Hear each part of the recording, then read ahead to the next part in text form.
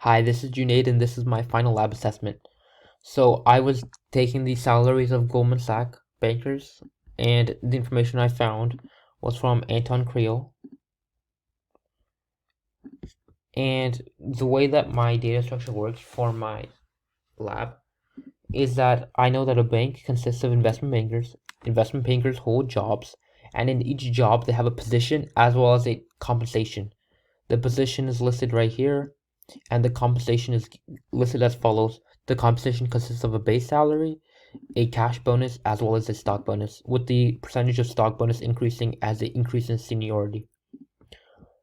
And my bank runner uses the java.io file to parse this banker's.dat data file, and then it then inputs that data into the bank.java, which references the investment banker.java class, which references the job.java class. And all these work together in order to form this final product. And I have many different methods in my different classes, with the main ones being the average compensation at Goldman Sachs and the total compensation at Goldman Sachs, as well as the worker who's getting the highest or the lowest compensation. And just so you know that my file works as intended, right now there are 6 bankers. Let's say we wanted to add an additional 7th banker, and let's say we wanted to add their CEO, something Solomon. Let's say he's David.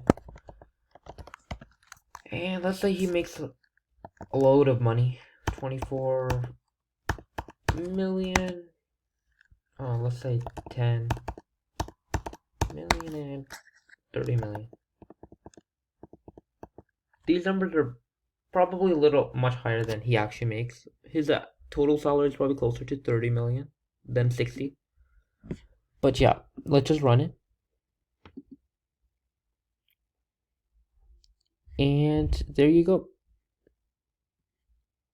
David Solomon, job is as follows. Oh, I forgot the position of the banker, which is he's the CEO of the bank, of course. And ta-da, works as intended. And as we see, the average and the total compensation went up along with it after we adjusted the position of the dude. Alright, and that is my final lab assessment. Thank you.